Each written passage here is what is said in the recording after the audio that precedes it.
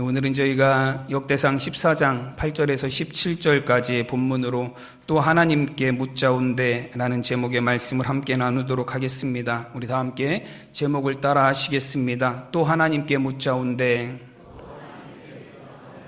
아멘. 오늘 역대상 14장에서는 이제 다윗 왕이 다스리던 이스라엘과 블레셋과의 전쟁에 관한 말씀이 기록이 되어 있습니다. 오늘 본문에 보면 블레셋과 두 번 전쟁을 하게 됩니다. 그리고 두 번 전쟁을 모두 다윗 왕과 이스라엘이 승리를 하였습니다. 그런데 두 번의 전쟁이 임할 때마다 다윗 왕이 했던 일들이 계속 나오고 있어요. 그 두 전쟁에 임하면서 다윗이 항상 했던 일은 무엇이냐면 하나님 앞에 묻는 일을 계속해서 합니다. 오늘 10절 말씀에서도 보시면 첫 번째 전쟁에 나갈 때 다윗이 하나님께 물어 이르되 라고 말씀하고, 또 14절에서 두 번째 다시 블레셋이 쳐들어왔을 때도 다윗이 또 하나님께 묻자온대 라고 말씀합니다. 여러분, 다윗은 블레셋과의 전쟁에 임하면서 계속해서 하나님께 물어요. 하나님, 제가 이 전쟁에 나가도 되겠습니까? 또 다시 쳐들어왔을 때는 하나님, 내가 어떻게 해야 되겠습니까? 라고 계속해서 그 전쟁에 대해서 하나님께 묻고 있습니다. 그리고 다윗은 하나님께 묻고 하나님이 응답하여 주신 그 방법대로 행하고, 그 행함을 통해서 또 다윗이 전쟁에서 승리를 하였다라는 말씀이 기록이 되어 있습니다. 여러분, 사울 왕이 죽고 난 이후에 다윗이 이스라엘의 왕이 되었습니다. 그리고 다윗이 왕이 되어서 가장 처음 한 일은 이제 여부스성 다윗성을 점령하고, 그 위에 처음으로 한 일은 무엇이냐면 하나님의 법궤를 다윗성으로 모셔오는 일을 다윗이 가장 처음으로 하였습니다.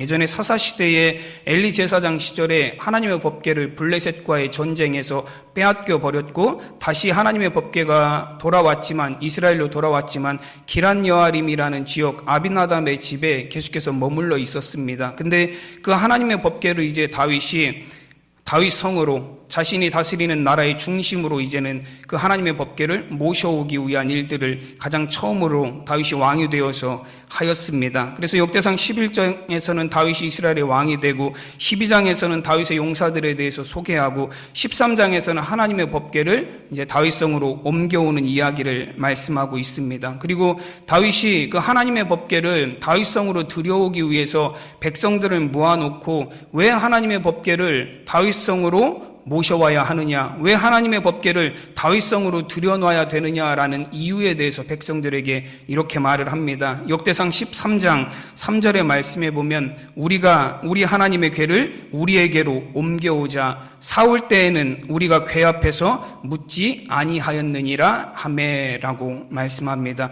이제 우리 하나님의 궤를 우리에게로 옮겨오자라고 말을 해요. 그 이유는 무엇이냐면 사울 때에는 하나님의 궤 앞에서 묻지 아니하였다라고 말합니다. 그러면서 이제는 우리는 하나님의 궤 앞에서 항상 묻는 삶을 살아야 된다라는 것을 다윗이 자신의 통치의 시작에 백성들에게 선언하고 있는 것입니다. 여러분, 사울이 왕으로 다스릴 때는 하나님 앞에 묻지 아니하였습니다. 그래서 역대상 10장에 보면 사울 왕이 블레셋과의 전쟁에 나가서 패하고 그의 사울 왕과 그의 세 아들이 전쟁에서 죽임을 당하는 장면의 말씀이 나옵니다. 그때 사울 왕이 죽게 된 이유에 대해서 역대상 10장 13절에서 14절까지 말씀에서는 이렇게 기록하고 있습니다. 사울이 죽은 것은 여호와께 범죄하였기 때문이라 그가 여호와의 말씀을 지키지 아니하고 또 신접한 자에게 가르치기를 청하고 여호와께 묻지 아니하였으므로 여호와께서 그를 죽이시고 그 나라를 이새의 아들 다윗에게 넘겨주셨더라 말씀합니다. 여러분, 사울의 죄악이 두 가지다라고 말씀하세요. 첫째는 그가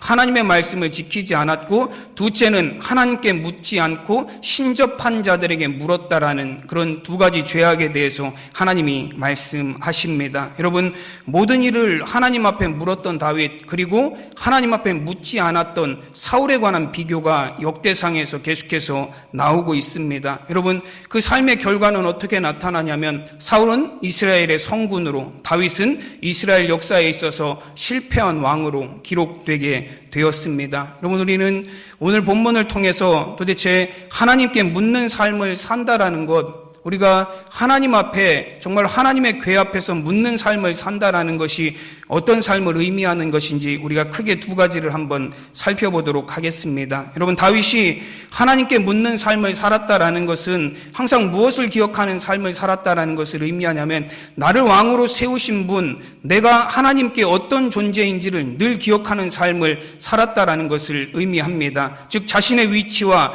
자신의 정체성에 대한 확고한 의식을 다윗은 가지고 있었습니다. 그래서 역대상 14장 2절 말씀에서 보시면 다윗이 이렇게 고백을 하는 것을 볼 수 있어요. 다윗이 여호와께서 자기를 이스라엘의 왕으로 삼으신 줄 깨달았으니 이는 그의 백성 이스라엘을 위하여 그의 나라가 높이 들림을 받았음을 알미였더라 말씀합니다. 여러분, 다윗이 깨달은 건 무엇이다라고 기억하고 있냐면 여호와께서 자기를 이스라엘의 왕으로 삼으신 줄을 깨달았다라고 말씀합니다. 여러분, 다윗은 나를 왕으로 세우신 분은 하나님이심을 늘 기억하고 있었다라는 거예요. 그리고 이스라엘의 나라를 위해서 그의 나라를 높이 이스라엘 백성을 위해서 이스라엘 나라를 위해서 나를 하나님께서 왕으로 세우셨다라는 걸 다윗은 늘 잊지 않는 삶을 살았다라고 말씀합니다. 여러분, 나는 누구인가, 내가 어떤 존재이고 내가 어떤 사람인가에 나에 대한 정체성을 깨닫는 것은 굉장히 신앙적으로 중요한 문제입니다. 여러분, 다윗은 분명히 나는 하나님이 세우신 왕이고 하나님이 이스라엘을 위해서 하나님의 구원을 위해서 세우신 하나님의 종, 하나님의 자녀임을 다윗은 분명하게 깨닫고 살았습니다. 여러분, 사람들은 낮은 자리에서는 겸손하다가도 높은 자리에 가게 되면 자신의 낮았던 때 여러분 올챙이 쪽을 기억하지 못하는 경향이 많이 있습니다. 여러분, 이스라엘의 많은 왕들이 그러했습니다. 다윗 이제 사울 왕도 그러했고 또 남과 북이 갈라졌을 때 북이스라엘의 처음 왕이었던 여로보암도 그러했습니다. 하나님께서 그들을 구별하셔서 왕으로 세워주셨지만 왕이 되고 난 이후에 권력을 잡고 난 이후에는 그들이 마치 스스로 왕이 된 것인 것 마냥 교만하였습니다. 그래서 하나님의 말씀보다도 내 생각을 앞세우기 시작했고 하나님을 바르게 섬기고 경외하는 삶보다도 내 권력을 유지하는 삶, 내 권력을 지키기 위한 삶을 위해서 최선을 다하는 교만한 삶이 되어버리고 말았습니다. 여러분, 우리는 항상 우리가 누구인지를 잊지 않아야 돼요. 여러분, 우리를 만드신 분은 하나님이시고 우리를 구원하시는 분은 하나님이십니다. 우리는 그 거룩하신 하나님의 자녀이고 하나님의 백성으로 이 세상을 살아가고 있다라는 여러분 하나님의 자녀로서의 정체성을 우리가 늘 기억하는 삶을 살아가야 됩니다. 여러분, 그래야 우리는 하나님으로부터 범죄하여서 하나님을 떠나는 삶을 살지 않을 수 있습니다. 여러분, 요즘에는 암보다 무서운 치매라는 그런 말이 있을 정도로 치매라는 병에 대해서 정말로 많은 사람들이 두려움을 갖고 있습니다. 단순히 치매가 기억력이 감퇴되고 말이 어눌해지는 것뿐만이 아니라 치매는 나 자신을 잃어버리는 병이에요. 여러분, 내 주변에 있는 사람들이 누구인지도 잊게 됩니다. 여러분, 가까운 사람들, 내 자녀들에 대한 그런 의식도 다 사라지게 돼요. 그리고 내가 평소에 익숙하게 살았던 동네 길도 찾지 못하게 됩니다. 예전에는 꼼꼼하고 깔끔했었던 사람이 그런 모든 것들을 다 잃어버려요. 다 너저분하게 늘어놓고 살아도 아무렇지 않게 살아가는 게 이 치매라는 병이에요. 치매라는 병은 나 자신을 잃어버리는 병이에요. 여러분, 교계의 어떤 유명한 목사님 중에 한 분은 치매에 걸리셔서 어떤 치매에 걸리셨냐면 욕하는 치매에 걸리셨다 그래요. 그래서 입에 담을 수 없는 욕을 그렇게 나중에는 하셨다라는 이야기도 있습니다. 여러분, 치매라는 병이 왜 무섭냐면 자신의 삶을 잃어버리기 때문에 그래요. 내가 누구인지, 내 주변에 있는 사람들이 누구인지, 나 자신을 잃어버리고 내 주변의 삶을 다 잃어버리는 병이 치매이기 때문에 정말로 무서운 병입니다. 여러분, 근데 그 치매보다 더 무서운 것이 무엇이냐면 영적인 치매예요.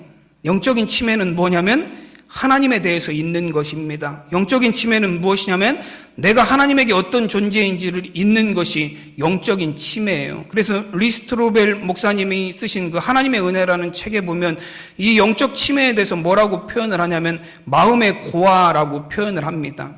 여러분, 우리는 고아가 아니지만 하나님이 우리의 아버지가 되시지만 우리는 마음의 고아로 살아간다라는 거예요. 하나님이 나의 아버지 되심을 잊고 살아가는 마음의 고아, 영적인 치매를 앓고 있는 사람들이 이 세상에 정말로 많이 있다라는 것을 의미합니다. 여러분, 역대상 하는 이스라엘 백성들이 그 바벨론 포로 70년 생활을 끝내고 예루살렘에 귀환한 이후에 기록된 이스라엘의 역사를 기록한 성경입니다. 여러분, 역대상하를 기록한 사람이 학사이자 제사장이었던 에스라라고 그렇게 추정을 하고 있습니다. 왜 학사이자 제사장인 에스라가 포로에서 귀환한 이스라엘 백성들을 위해서 이 역사서 역대기 상하를 왜 기록하였을까라는 그런 질문들이 나오고 있어요. 여러분, 에스라 선지자가 에스라가 2차 포로 귀환자들을 이끌고 바벨론에서 예루살렘으로 돌아왔습니다. 그리고 에스라가 기대했던 것은 무엇이냐면 1차 포로 귀환한 사람들이 하나님의 성전을 재건하고 예루살렘에 돌아와서 포로 생활이 끝이 났으니 그들이 정말로 하나님의 백성으로서 살아가고 있을 그런 모습을 기대했어요. 근데 2차 포로 귀환자들을 이끌고 예루살렘에 귀환해서 와서 보니까 그 모습은 어떠했냐면 하나님의 백성으로서의 모습이 전혀 남아있지 않았습니다. 온갖 이방 사람들과 함께 가증한 일들과 죄악 가운데 처해 있는 그 이스라엘 백성들의 모습을 발견했어요. 에스라 9장 1절과 2절에서 보시면 이스라엘 백성과 제사장들과 레위 사람들이 이 땅 백성들에게서 떠나지 아니하고 가나안 사람들과 헷 사람들과 브리스 사람들과 여부스 사람들과 암몬 사람들과 모압 사람들과 애굽 사람들과 아모리 사람들의 가증한 일을 행하여 그들의 딸을 아내와 며느리로 삼아 거룩한 자손이 그 지방 사람들과 서로 섞이게 하는데 방백들과 고관들이 이 죄에 더욱 으뜸이 되었다 하는지라 말씀합니다. 여러분, 이 에스라 9장 1절 2절 말씀에서 눈에 띄는 구절이 뭐냐면 거룩한 자손이 그 지방 사람들과 서로 섞이게 하는데 라는 말씀이에요. 여러분, 하나님의 거룩한 백성들이 그 지방 사람들과 세상 사람들과 그 죄악된 세상을 살아가는 사람들과 서로 섞여서 하나도 구분이 되지 않는다라는 거예요. 여러분, 바벨론 포로 70년 생활이 끝났지만, 그래서 귀환해서 예루살렘에 살았지만, 그래서 그들이 예루살렘에서 하나님의 성전을 재건하고 성전 주변에서 살았지만 그들은 전혀 달라지지 않았다라는 거예요. 그들은 전혀 다른 점이 없다라는 겁니다. 여전히 그들은 죄악을 행하면서 살아가고 있고, 여전히 그들은 범죄하며 살아가고 있고, 여전히 그들은 가증하고, 그들은 우상을 섬기며 살아가고 있고. 여러분, 에스라가 예루살렘에 돌아와서 보니까 포로 생활에서 끝났을 뿐이지, 그들의 삶의 자리가 바벨론에서 예루살렘으로 옮겨졌을 뿐이지, 무너진 성전이 다시 재건되었을 뿐이지, 그들의 이스라엘 백성들을 통해서 하나님의 거룩한 백성으로서의 삶의 모습은 하나도 발견할 수 없었다라는 거예요. 여러분, 그래서 에스라는 통탄을 합니다. 하나님이 하나님의 백성들을 포로 생활에서 건져주시고 다시 예루살렘으로 돌아오게 하시고 하나님의 성전을 다시 세워주셨는데 여전히 죄악을 벗어나지 못하는 이스라엘 백성들을 보면서 에스라가 통탄을 합니다. 에스라 9장 9절에서 10절 말씀에 보면 우리가 비록 노예가 되었사오나 우리 하나님이 우리를 그 종살이하는 중에 버려두지 아니하시고 바사 왕들 앞에서 우리가 불쌍히 여김을 입고 소생하여 우리 하나님의 성전을 세우게 하시며 그 무너진 것을 수리하게 하시며 유다와 예루살렘에서 우리에게 울타리를 주셨나이다. 우리 하나님이여, 이렇게 하신 후에도 우리가 주의 계명을 저버렸사오니 이제 무슨 말씀을 하오리이까. 에스라 성지자의 통탄, 에스라의 통탄이에요. 하나님이 우리를 포로 생활 가운데서도 기억하시고 바사의 왕들 앞에서도 우리가 긍휼을 입게 하시고 우리가 다시 되돌아와서 하나님의 성전을 짓게 하시고 무너진 것을 수리하게 하시고 예루살렘과 유다가 우리의 울타리가 되게 해주셨는데, 하나님은 우리를 기억하셔서 하나님은 포로 생활 가운데서도 우리에게 은혜를 베푸셔서 우리를 건지시고 구원하시고 생명을 주셨는데, 우리는 여전히 하나님의 계명을 저버리고, 우리는 돌아와서도 여전히 하나님 앞에 범죄하고, 우리는 여전히 하나님의 백성답게 살지 못해서 세상에서 죄악을 범하고 가증한 일을 행하며 살고 있으니 우리가 하나님 앞에 무슨 할 말이 있겠습니까? 여러분, 선지자의 에스라의 통탄이에요.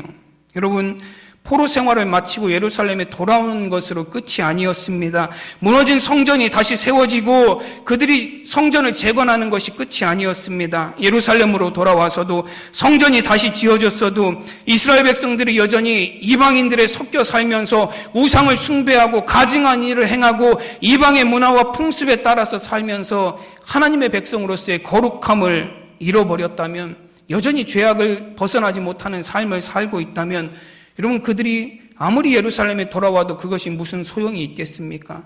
포로 생활하고 예루살렘에 돌아온 그들의 삶이 달라진 것이 없다면 여러분 그들이 돌아온 것이 무슨 의미가 있겠습니까? 여러분 에스라는 그들이 예루살렘에서 돌아와서도 그렇게 하나님의 백성으로서 거룩함을 이루며 살지 못하는 이유에 대해서 이 에스라는 판단을 하였습니다. 그 판단이 무엇이냐면 그들이 하나님의 백성임을, 그들이 하나님의 선택된 자녀임을 자각하지 못하고 살기 때문이라는 거예요. 여러분 그래서 에스라는 역대기를 기록하였습니다.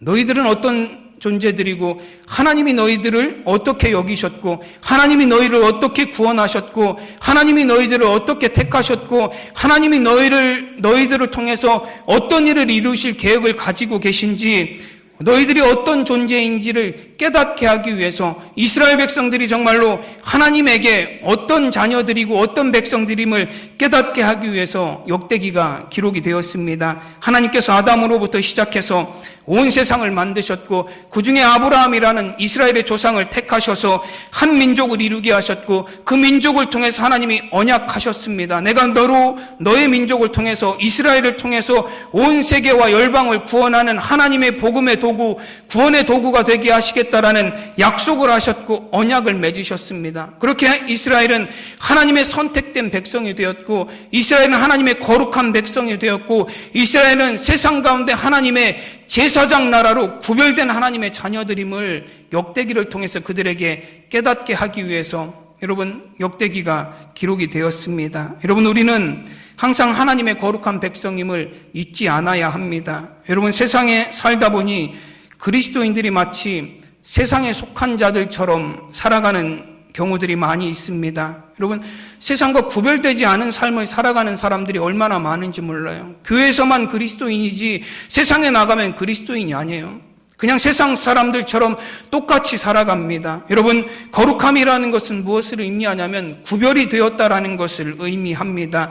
여러분 세상과 구별된 삶을 우리가 어떻게 살아갈 수 있느냐, 세상에 살아가면서도 우리는 항상 하나님의 백성이다라는 그 정체성을 잃지 않아야 우리가 세상에서도 구별된 삶을 살아갈 수가 있습니다. 제가 미국에서 이제 부목사로 사역을 하면서 이제 지방 회계일을 한 2년 정도 봤습니다. 근데 지방 회계일을 보면서 이제 여러 목사님들을 만나기도 하고 이제 뭐 일을 부탁받아서 하기도 하는데 어느 날은 지방 일로 인해서 목사님 한 분을 이제 만나야 됐어요. 이제 만나서 전달할 것이 있어서 이제 연락을 해서 그 목사님을 만나려고 하는데 그 목사님은 어떤 분이셨냐면 이제 평일에는 직장 생활을 하시는 분이에요. 평일에는 직장 생활을 하시고 이제 주일에만 가서 교회에 가서 예배 인도하시고 주일에만 사역을 하시는 목사님이에요. 근데 이제 뭐 그분이 평일엔 시간이 안 되니까 제가 그 목사님 계신 직장으로 찾아가기로 해서 만났습니다. 근데 전화를 하면서 이제 그 위치를 묻는데 목사님이 신신당부를 하시더라고요. 뭘 당부를 하시냐면 자기 직장으로 찾아오면 목사님이라고 부르지 말래요. 그래서 그럼 좀 당황스럽긴 했지만 그럼 뭐라고 불러드릴까요? 그랬더니 선생님이라고 그냥 부르래요. 목사님이라고 부르지 말고 선생님이라고 부르래요. 그래서 왜 그러냐고 그랬더니 자기 직장에서는 자기가 목사님인 걸 아무도 모른대요. 그냥 직장 생활하는 직장인이라고만 생각하고 있다라는 거예요. 여러분, 그래서 그 목사님은 자기가 직장에서 목사라는 걸 알리고 싶지 않다라는 거예요. 그래서 찾아가서 그냥 선생님하고 이제 그 전달해야 될 물건을 전달해 준 적이 있습니다. 여러분도 혹시 밖에서는 그런 부탁들을 하고 다니시나요? 밖에서 만나면 집사님이라고 하지 마세요. 밖에서 만나면 권사님이라고 하지 마세요. 밖에서 만나면 장로님이라고 하지 마세요. 그럼 밖에서 만나면 뭐라고 불러요? 그냥 언니라고 하고, 그냥 형이라고 하고. 여러분, 어떤 많은 사람들이 교회 안에서만 성도님이기를 원해요. 교회 안에서만 집사님이기를 원합니다. 교회 안에서만 권사님이기를 원해요. 교회 안에서만 장로님이고 교회 안에서만 목사님이기를 원하고 교회 밖에서는 그렇게 살아가기를 원하지 않습니다.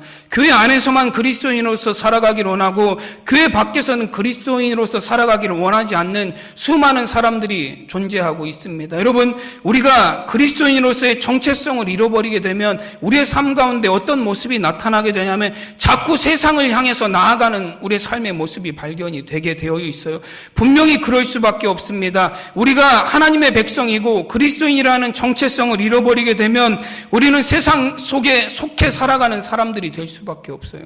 세상과 구별된 삶을 우리가 살아갈 수 없습니다. 그럼 우리가 항상 세상 속에서도 구별된 하나님의 자녀로 살아갈 수 있고 세상 속에서도 거룩함을 잃지 않는 하나님의 백성으로 살아갈 수 있는 비결은 무엇이냐면 내가 누구인지를 항상 잊지 않는 거예요. 교회에서뿐만 아니라 여러분, 이런 예배의 자리나 성도들의 모임의 자리뿐만 아니라 우리가 살아가는 삶의 어느 자리에서도 내가 하나님의 백성임을 늘 기억하는 저와 여러분의 삶이 되시기를 간절히 축원합니다. 여러분, 그러할 때 우리가 정말로 세상의 죄악 가운데서도 여러분 정말로 그리스도인으로서 살아가기 어려운 이 시대 가운데서도 우리가 세상으로 치우치지 아니하고 구별된 하나님의 자녀로서 거룩한 삶을 이루며 살아가는 삶이 될 줄로 믿습니다. 그럼 두 번째로 다윗이 하나님께 묻는 삶을 살았다라는 것은 무엇을 의미하냐면 하나님의 말씀에 인도하심을 받는 삶을 살았다는 것을 의미합니다. 여러분,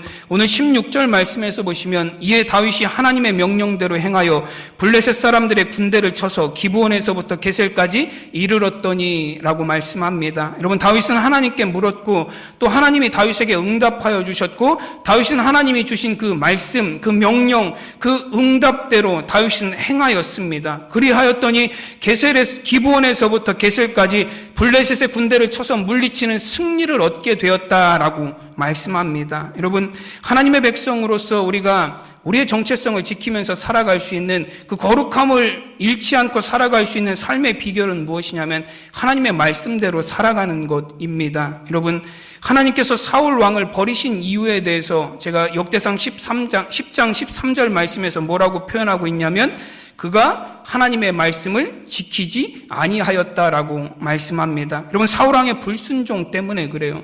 하나님께서 사울왕에게 말씀하셨지만 사울왕은 하나님의 말씀에 순종하지 않았습니다.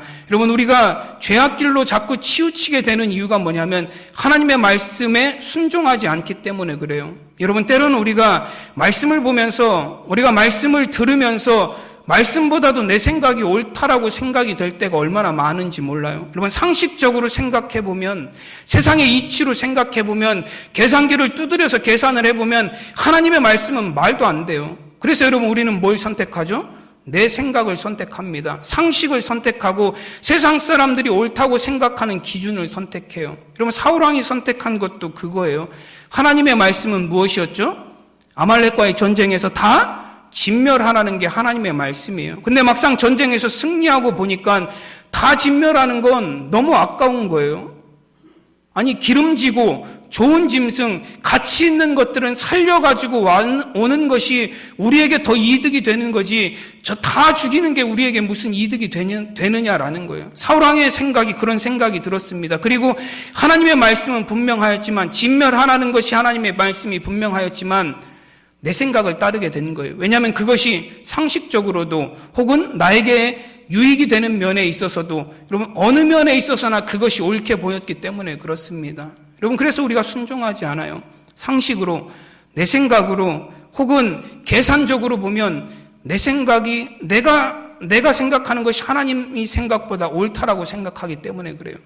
여러분, 그것이 또 우리가 생각하기에 뭐라고 생각하냐면 하나님께도 좋은 거라고 생각해요. 얼마나 큰 착각인지 몰라요. 여러분, 사울왕도 이제 사무엘을 통해서 하나님께서 책망하셨을 때 왜 네가 내 말에 순종하지 않고 내 말을 다 버리고 왜 짐승들을 살려왔냐라고 말했을 때 사울왕이 뭐라고 이야기하죠? 하나님께 제사 드리려고. 좋은 짐승들로 하나님께 제사 드리면 하나님도 좋은 것 아닙니까? 라고 말한 거예요. 그때 하나님께서 사울왕을 향해서 뭐라고 말씀하시죠? 사무엘상 15장 22절에 보면 여호와께서 번제와 다른 제사를 그의 목소리를 청종하는 것 같이 좋아하심 같이 좋아하시겠느냐? 순종이 제사보다 낫고 듣는 것이 수장의 기름보다 나으니라고 말씀하십니다. 너 아무리 기름진 소와 양 수천 마리로 제사를 드려도 네가 내 말에 순종하지 않으면 나는 그걸 기뻐하지 않는다라는 거예요. 내가 드리는 제사가 하나님을 향한 순종이 기반이 된 제사가 아니면 나는 네가 드리는 제사를 전혀 기뻐하지 않는다라고 말씀합니다. 그럼 우리가 하는 생각도 그거 아닌가요? 내 생각대로 해서 잘 되면 하나님 좋은 거 아닌가요? 이렇게 해서 이득을 보면 하나님도 영광스러운 거 아닌가요? 하나님의 말씀대로는 아니지만 이 방법이 하나님께 훨씬 좋은 거 아닌가요? 여러분, 우리는 순종이 기반되지 않은 그런 영광을 하나님 앞에 올려드리려고 해요. 그러나 여러분, 하나님께서는 순종이 기반되지 않은 그 영광은 하나님 전혀 기뻐하지 않으신다라는 거예요. 받으시지 않는다라고 말씀합니다. 여러분, 그리스도인들이 세상 사람들과 다른 점이 무엇이 있습니까? 여러분들이 세상 사람들과 다른 점이 무엇이 있습니까? 우리에게는 하나님의 말씀이 있다라는 거예요. 여러분, 세상 사람들은 세상의 법을 따라가지만 그리스도인들은 하나님의 말씀이라는 삶의 기준을 따라서 살아간다라는 것, 그것이 세상 사람들과 하나님의 백성들이 구분할 수 있는 구분점이에요.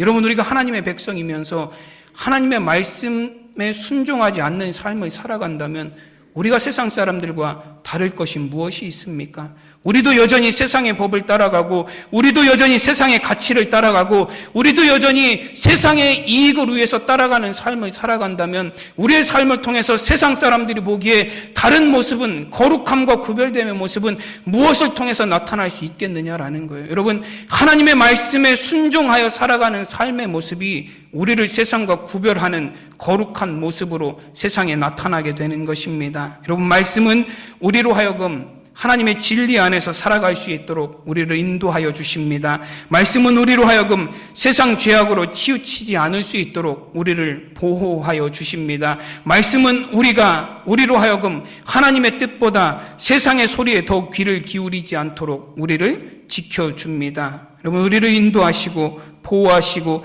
지켜주시는 그 말씀으로 인하여 우리는 세상에 살면서도 구별된 거룩한 하나님의 자녀로 살아갈 수 있는 것입니다. 요한복음 17장 16절에서 16절까지 말씀에서 예수님이 이런 말씀을 하셨습니다.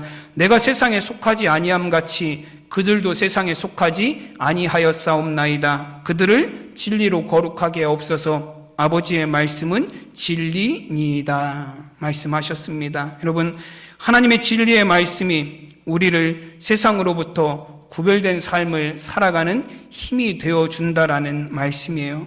그들이 세상에 속하지 아니하였으니 하나님의 말씀, 진리인 하나님의 말씀으로 그들을 거룩하게 하여 주시옵소서. 예수님의 기도입니다. 여러분, 우리가 무엇으로 거룩하여질 수 있겠습니까? 진리로 거룩해질 수 있다라는 거예요. 그리고 그 진리는 하나님의 말씀입니다. 여러분, 우리가 하나님의 말씀에서 멀어진다라는 것, 우리가 하나님의 말씀을 지키지 않는다라는 것, 우리가 하나님의 말씀에 귀 기울이지 않는다라는 것, 우리가 하나님의 말씀에 관심이 없다라는 것, 우리가 하나님의 말씀을 가볍게 여기고 소홀히 여긴다라는 것은 내 삶이 하나님으로부터 점점 멀어지고 세상으로 가까워진다라는 것을 의미합니다. 여러분, 시편 119편에서 이 시편 기자는 여러 가지로 그가 하나님의 말씀이 자신의 삶을 지킨다라는 고백을 하고 있습니다. 시편 119편 101절 말씀에 보면 내가 주의 말씀을 지키려고 발을 금하여 모든 악한 길로 가지 아니하였사오며 라고 고백을 합니다. 내가 하나님의 말씀을 지키려 하다 보니 내가 악한 길로 가지 않게 되었다라는 고백이에요. 그러면 시편 119편 104절에서도 또 다시 고백을 합니다. 내가 주의 법도들로 말미암아 명철하게 되었으므로 모든 거짓 행위를 미워하나이다 고백합니다. 하나님의 말씀, 하나님의 법도들을 내가 지키며 살았더니 내가 지혜롭게 되고 명철하게 되어서 세상의 모든 거짓된 것들을 구분할 수 있게 되었다라는 거예요. 그리고 그것들을 미워하는 삶, 진리의 삶을 살아가게 되게 되었다라는 말씀이에요. 여러분, 또한 시편 119편 115절 말씀에서는 더 강하게 선언을 합니다.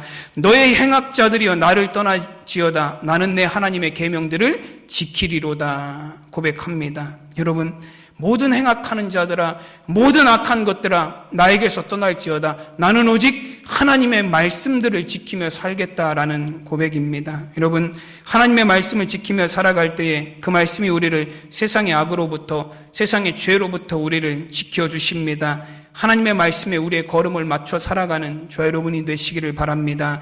하나님의 말씀에 인도하심에 따라 살아가는 저와 여러분이 되시기를 바랍니다. 여러분, 사울왕도 블레셋과 전쟁을 하였고 다윗왕도 블레셋과 전쟁을 하였습니다. 그러나 그 전쟁의 결과는 판이하게 달랐습니다. 사울왕은 패배해서 죽임을 당했고 다윗왕은 승리해서 그의 명성이 온 세상에 퍼졌습니다. 그럼 둘의 차이가 무엇입니까?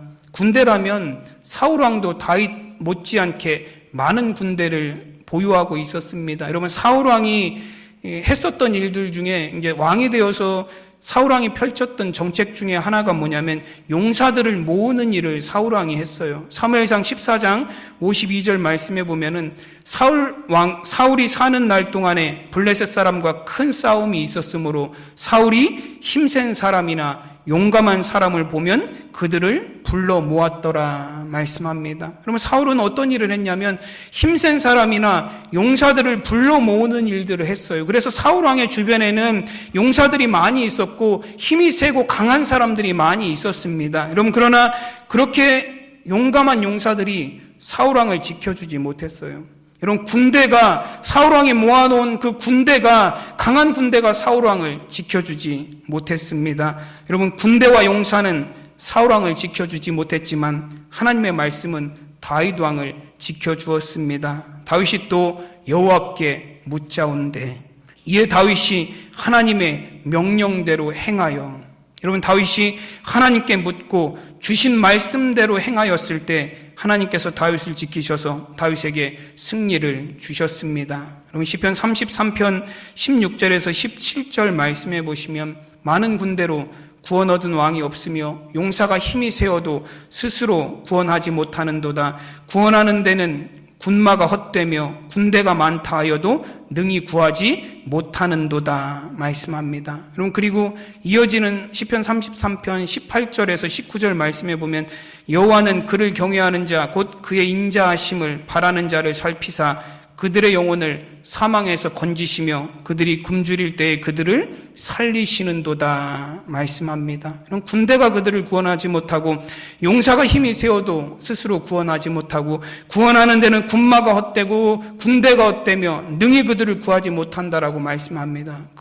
그리고 나서 하시는 말씀이 여호와는 그들의 영혼을 사망에서 건지시는도다 말씀합니다. 여러분, 우리를 구원하시는 분은 하나님이십니다. 여러분, 우리는 그 하나님의 거룩한 자녀들, 구별되고 택하신 하나님의 백성들입니다. 여러분, 사울과 다윗 왕의 차이가 그 차이예요. 여러분, 내가 누구인지, 내가 하나님의 거룩한 백성임을, 하나님이 나를 왕으로 세우셨음을 깨닫는 정체성이 분명하게 있었고, 또한 그 하나님의 말씀을 지키며 살아감을 통하여서 세상에서 하나님의 백성으로 거룩함과 구별됨을 지키는 삶을 다윗 왕이 살았습니다. 여러분, 우리도 이 두 가지를 꼭 기억할 수 있는 저와 여러분이 되시기를 바랍니다. 그럼 옆에 계신 분들하고 한번 해볼까요? 네, 우리는 하나님의 거룩한 백성입니다. 네, 우리는 하나님의 거룩한 백성임을 잊지 않으시기를 바랍니다. 두 번째는 여러분, 하나님의 말씀을 지키며 살아갑시다. 우리 다 함께 따라해 보겠습니다. 하나님의 말씀을 지키며 살아갑시다.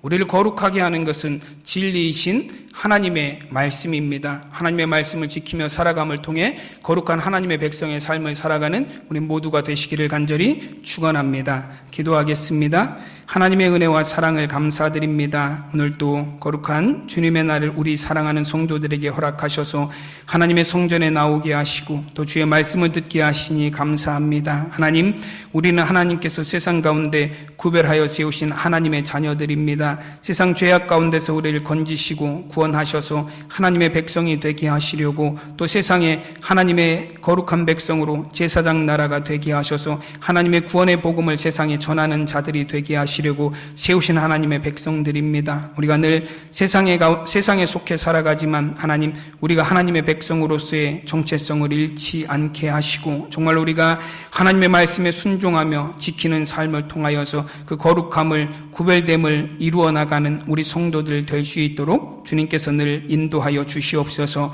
감사하며 우리 주 예수 그리스도의 이름으로 기도드리옵나이다. 아멘.